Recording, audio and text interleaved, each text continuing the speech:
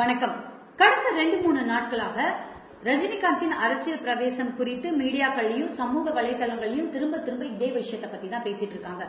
சில அரசியல் கட்சிகள், குறிப்பா பிஜேபி மாதிரியான குறிப்பிட்ட சில அரசியல் கட்சிகள் ரஜினிகாந்த் கண்டிப்பா அரசியலுக்கு வரணும், அவர் எங்க கூட ஜாயின் பண்ணிக்கணும் அப்படின்னு அவர் பின்னாடி கையேந்தி கெஞ்சிக்கிட்டே போறாங்க. ஆனா இன்னும் சில பேரு ரஜினிகாந்த் எதற்காக அரசியலுக்கு வரணும், இதற்கு முன்னாடி அவர் மக்களுக்காக எந்த போராட்டத்துல ஈடுபட்டாரு, அவர் தமிழ்நாட்டை சேர்ந்தவரா, ஒரு தமிழன் தான் தமிழனை ஆளணும் அப்படின்னு பயங்கரமா எதிர்ப்பு தெரிவிச்சுட்டே இருக்காங்க. இன்னைக்கு நம்ம எழுச்சியில ரஜினிகாந்தின் அரசியல் பிரவேசம் குறித்து தான் நம்ம பேச போறோம்.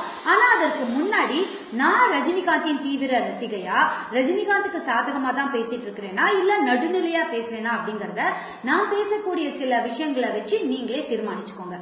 ரஜினிகாந்த் நடிச்ச படங்கள்லயே எனக்கு ரொம்ப பிடிச்ச படம் எதுன்னு கேட்டீங்கன்னா கண்டிப்பா தளபதி தான்.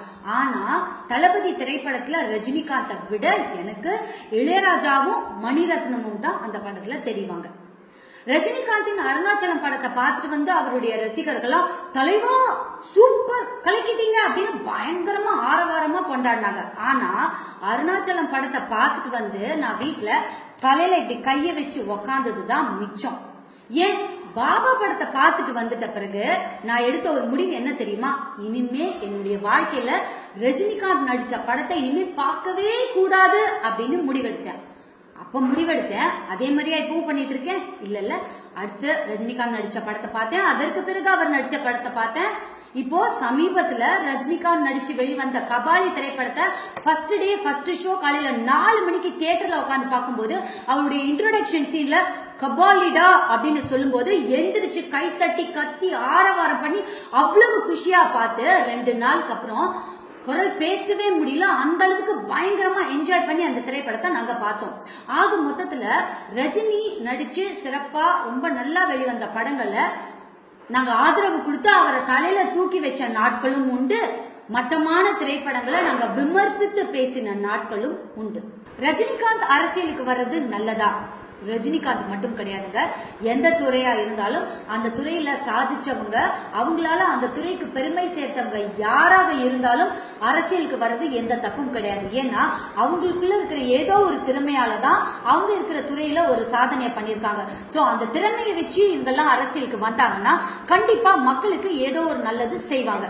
இப்போ ரஜினிகாந்த் எடுத்துக்கோங்களேன், இவங்க தமிழ் சினிமாவில சினிமா துறையில சாதிச்சிருக்காங்களா அப்படின்னு நீங்க கேட்டீங்கன்னா ரஜினிகாந்த் அவர்கள் நம்ம தமிழ் சினிமாவை இந்திய அளவுல மட்டும் கிடையாதுங்க, உலக அளவிலே கொண்டு போய் சேர்த்த பெருமை கண்டிப்பா நம்ம ரஜினிகாந்த் இருக்கு. சரி, ரஜினிகாந்த் விடுங்க, பலமுறை உலக சாம்பியன் பெற்ற செஸ் விஸ்வநாதன் ஆனந்த் அவர்கள் அரசியலுக்கு வராருன்னா அவரை பெருசா நம்ம எல்லாரும் வரவேற்கலாம்.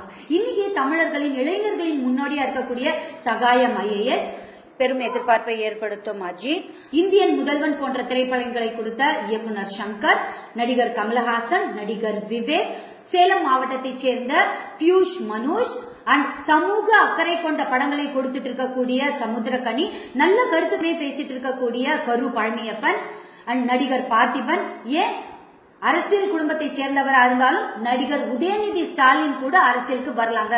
இப்படி வரவங்க இவங்க எல்லாரும் மக்களுக்கு நல்லது செஞ்சாங்கன்னா அவங்கள வரவேற்று தலையில தூக்கி வச்சு கொண்டாடுவாங்க. இல்லையா, நீங்கள் அரசியல்ல இருக்கிறதுக்கு லாய்க்கே கிடையாதுன்னு ஓட அடிச்சு வரட்டிடுவாங்க. ஆக மொத்தத்துல யாராக இருந்தாலும் இவங்கெல்லாம் அரசியலுக்கு வரக்கூடாது அப்படின்னு சொல்லக்கூடிய உரிமை யாருக்கும் கிடையாது. சரி, அப்ப அரசியலுக்கு யாரெல்லாம் வரக்கூடாது? காட்டு அழிக்கிறவங்க, ஆற்று மணலை கொள்ளை அடிக்கிறவங்க, ஜாதி மதம் இனம் இதை அடிப்படையா வச்சு மக்கள் மத்தியில பிரிவினை ஏற்படுத்தி அதன் மூலமா சம்பாதிக்கணும்னு நினைக்கிறவங்க, அதன் மூலமா தங்களுக்குன்னு சமுதாயத்துல ஒரு அந்தஸ்தை ஏற்படுத்திக்கணும்னு நினைக்கிறவங்க, பெண்களை மதிக்க தெரியாதவங்க, சபை நாகரிகம் தெரியாதவங்க, ஊழல் பண்றவங்க, மக்கள் பணத்தை கொள்ளையடிக்கணும்னு நினைக்கிறவங்க, இவங்க யாருமே அரசியலுக்கு வரக்கூடாதுங்க. ஆனா அரசியலுக்கு வரதுக்கு இவங்க எல்லாருக்குமே உரிமை இருக்கு. இவங்களை விரட்டி அடிச்சு நிராகரிக்கக்கூடிய உரிமையும் மக்களுக்கு இருக்கு. தமிழக அரசியல்ல ஒரு பெரிய ஆளுமைக்கான வெற்றிடம் இன்னைக்கு இருக்கு.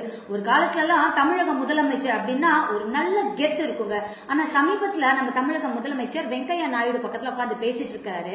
அவர்கிட்ட அந்த ஆட்டிடியூடோ அந்த கெத்தோ அந்த ஒரு கம்பீரமோ எதுவுமே அவர்கிட்ட இல்லைங்க. ஆக மொத்தத்துல இன்னைக்கு இந்த பெரிய ஆளுமை வெற்றிடத்தை நிரப்பறதுக்கு ரஜினிகாந்த் மட்டும் இல்லைங்க, ஏன் என்னாலேயே தான் அதை நிரப்ப முடியும் அப்படின்னு நீங்க சொல்றீங்களா? வாங்க, அந்த பெரிய ஆளுமைக்கான வெற்றிடத்தை நிரப்பக்கூடிய செயல ஈடுபடுங்க. அதை ஆதரிக்கிறதும் நிராகரிக்கிறதும் மக்களுடைய பொறுப்பு. ஆனா நீங்க வரக்கூடாதுன்னு சொல்லக்கூடிய உரிமை யாருக்கும் கிடையாது. பேரை கேட்ட உடனே சும்மா அதறது இல்ல,